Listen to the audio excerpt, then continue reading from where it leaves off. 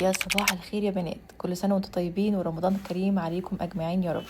عايزة أقول لكم إن السنة دي أول سنة ليا في رمضان بعيد عن أهلي وعن بيت العيلة وعن اللمة الحلوة. لا وكمان يعني هتسحر لوحدي عشان خاطر ظروف شغل جوزي للأسف. فالواحد النهاردة كده مشاعره متلخبطة ومش أحسن حاجة، بس الحمد لله. فبما اني هتسحر بقى لوحدي فقلت ان انا اعمل حاجه كده بسيطه ما تعبش نفسي، فقلت هعمل جبنه على طماطم متقطعه وخيار متقطع وخلاص كده، وكمان هاخد زبادي على شويه عسل.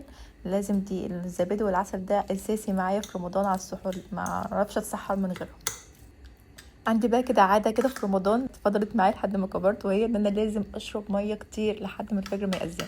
يعني قبل الفجر ما يأذن كده بثواني اكون لسه بشرب مية، مش عارفة الموضوع ده مش عارفة ابطله خالص. وبفضل بقى طول الليل في الحمام رايحة جاية على الحمام. بعد كده صليت الفجر وقعدت اقرا ورد من القرآن اللي عليا النهاردة وخلصته الحمد لله. جه بقى ميعاد مدرسة بنتي فصحتها وحضرت لها الفطار وعملت لها اللانش بوكس. بخصوص بقى بنتي دلوقتي عندها 7 سنين اللهم بارك. فانا مش عارفة في موضوع الصيام ده اتعامل معاها ازاي، لان اصلا كمان السنة دي رمضان جاي في المدرسة، فانا مش عارفة اخليها تصوم ولا ما اخليهاش تصوم، لان برضو في المدرسة في لعب وتنطيط وفرهضة، فهي اكيد هتعطش اكيد هتجوع، واكيد اصحابها كلهم برضو مش صايمين. فانا مش عارفه اشجعها ازاي على الصيام وفي نفس الوقت مش عايزه اجي عليها. اول بقى ما بنتي ما بتروح المدرسه ببدا اجهز الحاجات اللي هتسهل عليا اليوم، زي الخشاف والعصاير وكده.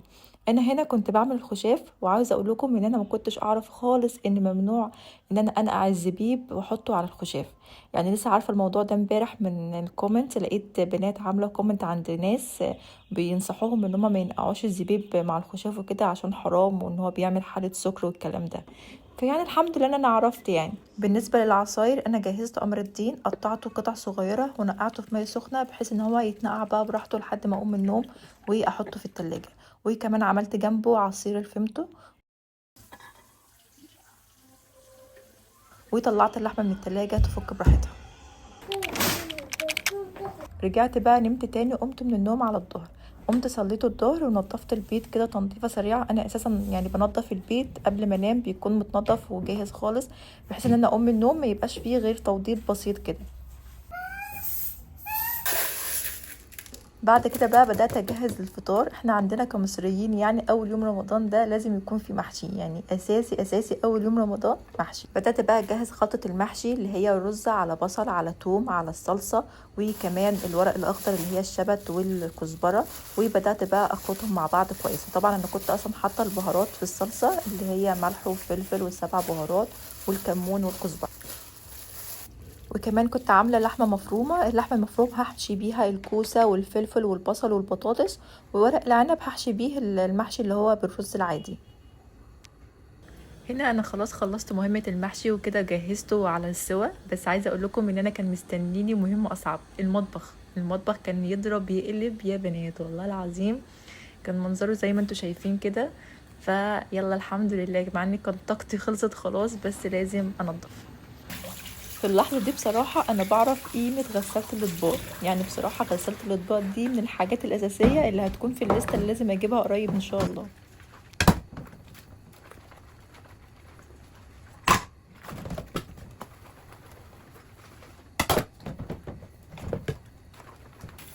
هنا بقى كنت فاكرة خلاص إن أنا خلصت تنظيف المواعين وهنضف الرخامة وأقعد بقى أرتاح شوية كده قبل الفطار، لحد ما الحمد لله اتصدمت بقى من الحلل ده مستنينا انضفه. انا مش عارفه ليه احنا دايما بننسى الحلل في الاخر. يعني انا بعد كده اول حاجه هبدا بيها الحلل، علشان انا مش حمل صدمات زي دي بعد كده والله. كده الحمد لله كنت خلصت تنظيف المطبخ والاكل كمان قرب يستوي، فكده انا كنت خلصت كل اللي ورايا.